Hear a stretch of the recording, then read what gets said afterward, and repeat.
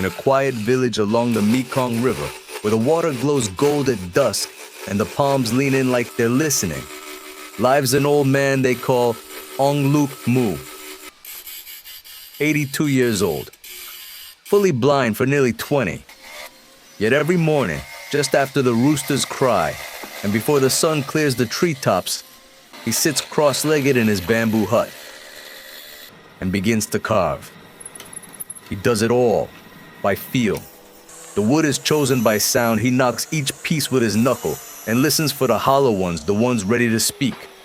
His knives are arranged in a cloth pouch worn soft by time. He knows each blade by shape, by weight, by the groove in its handle. And then he begins slowly, silently cutting away everything that doesn't belong. I don't carve what I see, he says. I carve what I remember. Some say he once carved temple doors so beautiful the monks wept at the first sight. Others say he lost his eyes in a fire when he tried to save a carving that took him 10 years to finish. He never confirms either story. But every week someone comes, pilgrims, tourists, neighbors, to sit by his side and watch. What they find isn't a man fighting blindness. They find a man in conversation with time. His carvings aren't grand. They're small, a buffalo with tired eyes, a child carrying a lotus, a single sandal left on a doorstep. But each piece carries a stillness that feels ancient, like something remembered before birth. If you believe that memory isn't just what we recall with our minds, but what we shape with our hands, subscribe to Wood Carving Artist, where vision is more than sight, and the past lives on in the grain of wood. One afternoon, a reporter from the city came hoping to capture a story of tragedy turned inspiration. But when she asked, "How do you know where to cut if you can't see?" Angluk just smiled. "Because I'm not carving the wood," he said. "I'm carving what's left inside me." And then with perfect calm, he picked up a block of teak, turned it over in his palm and whispered, This one will be my wife." No one laughed. They just watched, because when he carved, it was like watching a prayer take shape. The villagers remember the name Bahan. She had a laugh like wind through bamboo. She sold grilled bananas by the ferry dock, her hands always sticky with syrup and kindness. She called Angluk on even after 60 years of marriage. And when he lost his sight, she became his eyes, guiding him to the river, describing clouds whispering the shape of the moon. She died quietly one morning, folding laundry. He never remarried. Some people are too full of one person, he once said. There's no more space left. For 3 decades, he never tried to carve her. Not because he couldn't, because he wasn't ready. Until now. The day he picked the teak block, the hut went still. He touched the grain like a blind man reading a secret. He tapped the heartwood for softness, and then slowly began to carve, not starting with the face, but with the shoulders. She was always tired, he said, from doing too much for others. The curve of the spine came next. Then the hands gently resting in her lap fingers, folded the way she used to when waiting for the rice to steam. Days passed. People came and went, but no one dared interrupt, because what they were witnessing wasn't art. It was remembrance. It was grief finally given form. He saved the face for last. By then the teak had softened under his palms. He cupped the block like he would cup her cheek. His thumb moved across the grain until he found the right place, her eyes always half closed when she smiled. Her lips slightly tilted as if about to tease him. And when he finished, he didn't say a word. He just placed the carving on a low table, lit 3 sticks of incense, and whispered, Mveroa. You didn't have to know their story to feel it in the room. The silence said enough. If you've ever lost someone and held on to something they left behind, be it a scarf, a song, or the memory of how they said your name, subscribe to Wood Carving Artist, where grief becomes grace and love is never truly gone. The next morning, a neighbor found him sitting beside the statue, gently oiling its surface. She's not perfect, he said, but neither was our life. That's why it was real. He didn't sell the carving, didn't put it on display. He simply placed it beside the sleeping mat where the morning light could fall on her face like it used to. And each day before he touched any other piece of wood, he would touch that statue first. Still warm, he'd smile. Still here. The boy arrived one morning without a sound, barefoot, hair messy, a satchel slung over one shoulder with only a torn notebook inside. He couldn't have been older than 10. No one knew his name or where he came from. But he stood at the edge of Angluk's workshop, eyes fixed on the statue of Bahan, and didn't blink for a long, long time. When Angluk sent someone nearby, he paused his carving. "I do," he asked softly. The boy didn't respond, didn't wave, didn't move, just stood in silence until he stepped forward, reached into his satchel, and pulled out a block of wood, old, cracked, and wrapped in string.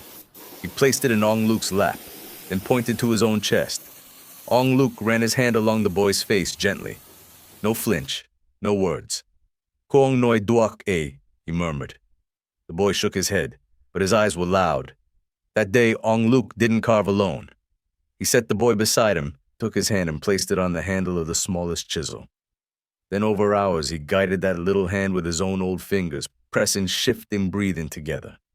The wood didn't change much that first day, but something else did. A rhythm began. The next morning, the boy returned. And the next, he still didn't speak, but he listened. He copied Angluk's gestures, watched how he read the wood with his palms. And when Angluk made a mistake, the boy would touch his elbow twice, like saying, "Try again." It became their language. 2 taps for a mistake, a palm placed over the hand for approval, a brush on the shoulder for enough for today. If you believe communication doesn't require sound, that silence can still speak, love, subscribe to Woodcarving Artist, where hands become voices, and every chisel stroke says what words cannot. One day after 2 weeks, the boy began his first carving alone. A bird, crooked at the neck, one wing smaller than the other, but you could tell it was flying. When he finished, he didn't show it to anyone. He walked to the statue of Bahan, placed the bird in her lap, and bowed. That night, Angluk sat beside the carving for a long time. He didn't touch it, didn't smooth it out. He just listened. "Chao ko the Kongoi," he whispered, "Nung te chao, danke chuyen ruai." From that day forward, the boy carved beside him every morning. Some said he was an orphan. Others said he'd run away from a school for the mute. But Angluk never asked. He didn't need to know where the boy came from. He only cared where the boy's hands were going. And in the curl of every wood shaving, he heard the boy speak clear as song. It began with thunder, distant at first like drums from some forgotten war. Then came the wind, then the rain, then the river. In the delta, when the Mekong rises, it doesn't knock. It takes. That night, the water came hard and fast. The villagers barely had time to shout warnings. Chickens flew into trees. Children were pulled from sleep. Shrieks echoed through the banana groves. And Angluk, he sat still in the dark, hands resting on the carving bench as if waiting. The boy, his silent apprentice, burst into the hut, soaked, panicked. He tugged at the old man's shirt. 2 taps on the shoulder, a third on the knee, the signal for danger. But Angluk didn't move. "Chao di truok," he said calmly. "Mang teo lua." The boy didn't understand. Angluk reached into the corner and pulled out something wrapped in an old scarf. He handed it to the boy with both hands. It was a statue, small, delicate, still smelling of cedar oil. It wasn't his usual style. This one had clearly been carved by smaller, clumsier hands. The boy's. It was the bird, the one he'd made for Bahan. Except now, it had 2 wings, sanded, even, ready. The old man tapped the bird once, then the boy's heart twice, then pointed toward the hills, and the boy ran. By dawn, the village was half gone. Huts collapsed, boats overturned, fields vanished beneath muddy waves. And Angluk, they never found him, only shavings, and the tamarind tree stripped bare but standing. 3 days later, rescue boats arrived. The villagers gathered on higher ground, wet, shivering, silent. Then someone noticed the boy. He stood at the edge of the camp, holding the statue to his chest. Not crying, just holding it like a flame in the rain. If you believe that not every hero shouts, not every legacy lives in walls or fame or stone, subscribe to woodcarving artists where memory floats even when the river rises. Weeks passed, the rebuilding began, but something lingered, something that couldn't be swept away. The boy placed the statue in a new shrine built from driftwood and respect. No roof, just sky, no plaque, just presence. And people came from nearby hamlets, from towns up north. They came not to see the carving, but to sit with it, to remember a man who saw with his hands, a man who in his last moment chose not to save himself, but to send forward a bird with both wings. This one monk said touching the statue is what it means to leave behind more than breath. The boy never spoke, but he carved. And as long as the river runs, someone says the bird will not sink. She arrived on a morning thick with heat and silence, wearing a conical hat faded by sun, carrying nothing but a cloth bag and a small wooden flute tied to her belt. She looked to be in her 50s, with a limp in her left leg, and a gaze that searched not outward but inward. She didn't speak when she arrived. She didn't ask for directions. She just stood before the bird statue, now weather-worn but still whole, and sat cross-legged in the dirt as if she had always belonged there. The boy, now older by season but still voiceless, watched her from a distance. She didn't seem surprised to see him. She bowed. He bowed back. Then she reached into her bag and pulled out a carving. It was a hand, open palm, no fingers, smooth, light, carefully shaped. She placed it beside the statue. "Your teacher carved this for me," she said, her voice like wind through dry reeds. Before he lost his sight, the boy's eyes widened. She looked at him gently. "I was like you," she said, "mute for years.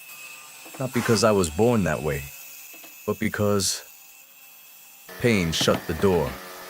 She paused, then placed her palm on her throat. "I used to sing," she whispered. "Then I buried my daughter, and the sound inside me died." The boy didn't move, but his breath caught. He didn't try to fix me, she continued. He carved, and let me sit with him. One day he gave me this. She held up the wooden hand again. He said, "Even an open wound can offer something." She picked up the flute, played one note.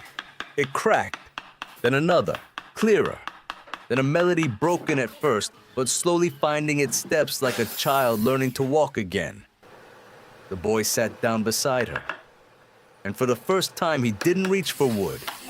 He reached for air, for breath, for sound.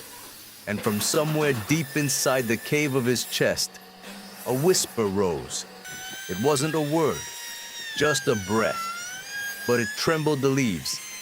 If you believe that silence is not a void, but a garden waiting for one note to bloom, subscribe to Woodcarving Artist, where healing hums even in those who've forgotten their own voices. The woman stayed 3 days. She never said her name, but she taught him to breathe before carving, to hum while sanding, to shape not just figures, but phrases carved into the backs of statues where no one would look. Tiny poems, little prayers. By the time she left, the boy wasn't speaking, but he was humming. And when he carved his next piece, a sculpture of a sparrow perched on an open palm, he etched just 3 words beneath it. Chua Tung Mat, never truly lost. Her name was Mai. She arrived on a rainy afternoon, wheeled in by her younger brother, arms wrapped in a faded blanket, legs limp beneath a long blue skirt. The rain stopped the moment they reached the tamarind tree, as if the clouds knew to hold their breath. Mai couldn't hold a chisel, couldn't lift a cup, could barely nod. But her eyes moved with such alert stillness that it unnerved the boy, who now taught carving in the place of his blind master. She doesn't want to carve, her brother said. She just wants to be near it. No one argued. The boy set a stool for her under the eaves, covered her lap with a canvas cloth to catch the shavings, lit incense near her feet, though she never asked for it. And then they carved, day after day. She never touched the wood. But every piece carved in her presence began to change. The birds grew softer around the eyes, the faces more humble, more inward. One carver swore her block of wood gave off warmth the moment Mai rolled beside it.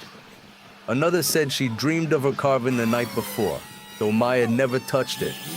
No one could explain it, not even Mai. She only blinked slowly when asked, then closed her eyes, as if listening to something no one else could hear. Maybe the boy whispered, "Once she's not here to carve wood. She's here to carve us."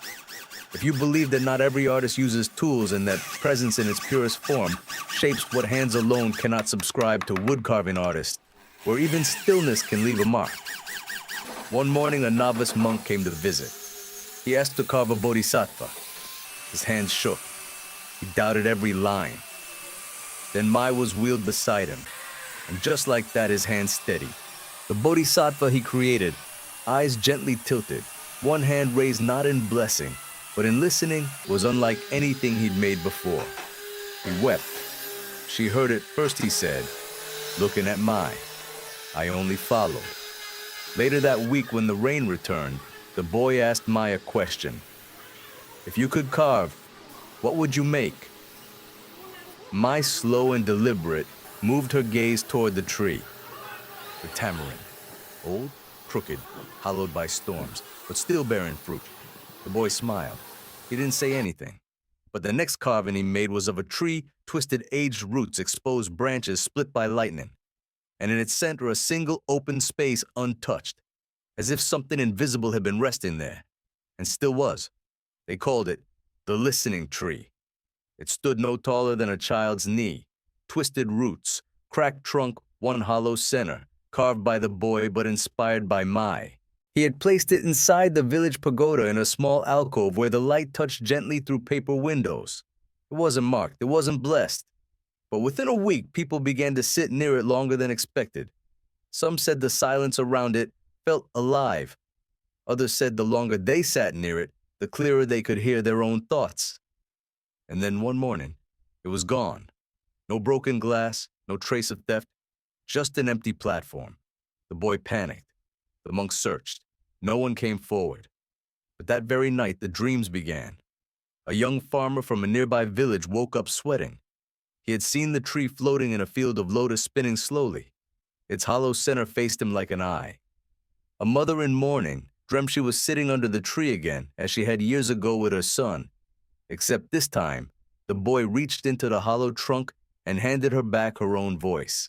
A retired soldier in Dong Thap wrote a letter saying he dreamt of the tree 3 nights in a row and that it whispered, "Forgive and you'll walk again." None of these people knew each other, but somehow they all described the same tree, same scar in the bark, same curve in the root, same empty space in the middle. When the stories reached the village, the boy didn't try to explain.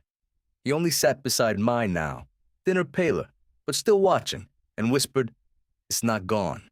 It's gone further." If you believe that some creations aren't meant to stay where they're made, but to go where they're most needed, subscribe to Wood Carving Artist, where every carving has a journey of its own.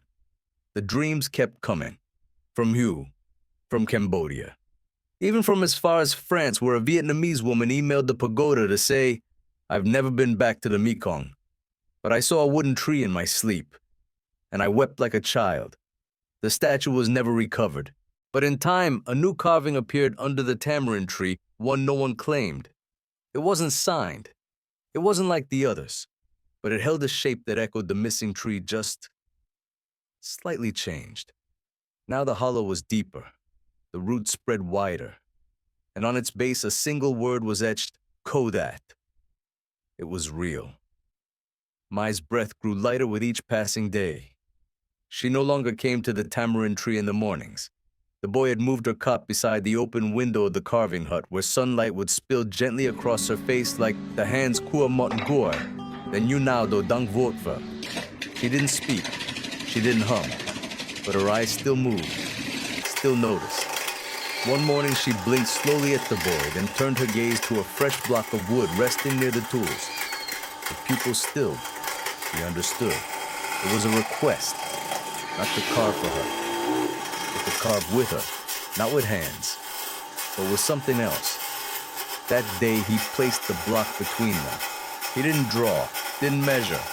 He simply sat beside her and waited. Every time she looked at the block, he'd begin. Every time she looked away, he'd stop. Sometimes she blinked twice, that meant change the anger. Sometimes her lips parted slightly, that meant smooth the edge. It took 4 days. And on the 5th, when it was done, Mai didn't smile. She didn't weep. She simply closed her eyes and didn't open them again.